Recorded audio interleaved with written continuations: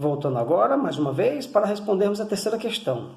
Relacione os termos numerados às definições correspondentes. Os termos numerados são 1, frente, 2, amplitude térmica, 3, altitude, 4, pressão atmosférica. Aí nós vamos relacionar isso com cada uma das definições abaixo. A definição A, fator geográfico determinante para a ocorrência do clima frio de montanha. B, elemento climático que varia em função da altitude e da latitude. C, diferença que indica a variação de temperatura em um dia, mês ou ano. E D, porção frontal de massa de ar que causa mudança no tempo meteorológico. E nós vamos associar os termos com as definições. Podemos assegurar que o termo 1, frente, deve estar associado com a letra D, porção frontal de massas de ar que causa mudança no tempo meteorológico. O termo 2, amplitude térmica, deve estar relacionada com a definição C. O que é amplitude térmica? É a diferença que indica a variação de temperatura em um dia, um mês ou um ano. O termo 3, altitude, deve estar relacionado com com a definição A. Fator geográfico determinante para a ocorrência do clima frio de montanha.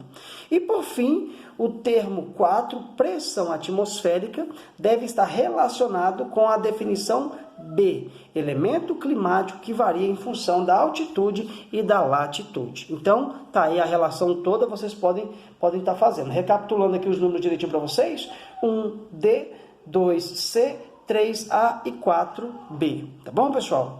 Vamos então para a quarta questão. Nós passamos ela também, né? Deixa eu só dar uma capturada aqui na quarta não, passamos a quinta questão. Vamos a ela.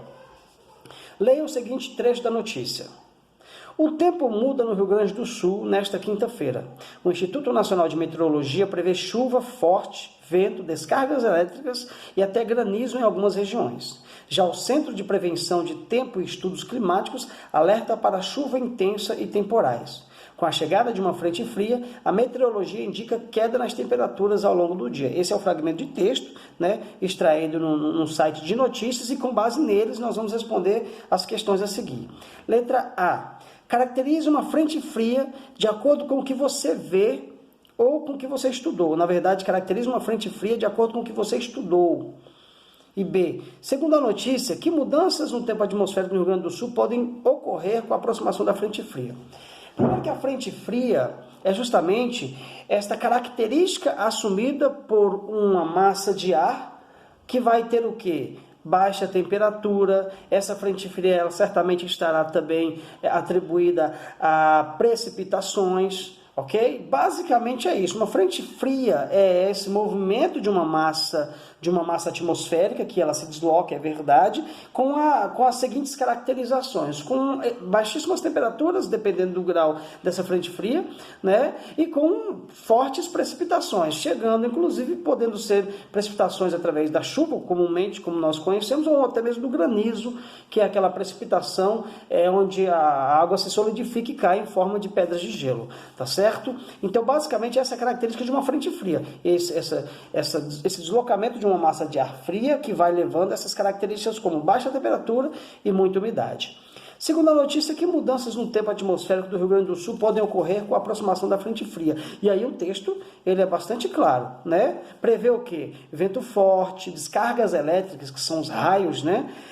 Granizo em algumas regiões. Na medida que a frente fria se aproxima, ela vai fazendo o quê? Ela vai empurrando aquela frente seca e ela vai ocupando espaço, trazendo todas essas situações de fortes ventos, muita umidade, às vezes precipitação em forma de granizo, baixas temperaturas e assim sucessivamente. Passei também para vocês a questão 6, que tem aqui duas fotografias de um shopping center, eu acredito, centro comercial subterrâneo em Montreal, no Canadá. A cidade tem inverno rigoroso e precipitação abundante de chuva e neve. Para abrigar a população das condições mais extremas, foi construída uma cidade subterrânea com mais de 12 km quadrados. Olha só, coisa de primeiro mundo, evidente, no Canadá, né? A foto número 2, palafita sobre o rio Japurá, no município de Uarini, no Amazonas. As palafitas são moradias construídas em margens de rios sobre estacas para que não sejam alagadas em período de cheia. Com base nas fotos e no que você sabe sobre clima, produza um pequeno texto comentando a importância do conhecimento do clima para a ocupação do território. Naturalmente, vocês devem ter feito esse pequeno texto, onde vocês deveriam abordar o seguinte: no processo de ocupação de todo e qualquer território, as pessoas, as sociedades, elas precisam ter um pouco de ciência das características climáticas daquele lugar, até para que elas possam não somente se fixar, como também se adaptarem àquelas condições climáticas. Exemplo, a situação do Canadá. Existem algumas cidades canadenses, sobretudo mais ao norte daquele país, que são lugares bastante frios. E por conta disso, a população cria ali estratégias, os governos municipais, os governos locais criam estratégias para abrigar a população em situações de extremo frio, como por exemplo esse centro comercial que é no subsolo. Assim como também aqui a população ribeirinha na região amazônica, sabendo do regime ali pluviométrico do lugar muito intenso, sabendo da vazante dos rios, constrói algumas casas sob palafitas, nessas estruturas elevadas, justamente prevendo a situação de cheia, a situação de alagamentos. Então, as populações meio que se adaptam às condições climáticas. Isso serve para todo e qualquer lugar onde as pessoas ali, de repente, sabem das intempéries climáticas daquela região. Então, basicamente, dentro dessa lógica, vocês deveriam construir a resposta de vocês na sexta questão.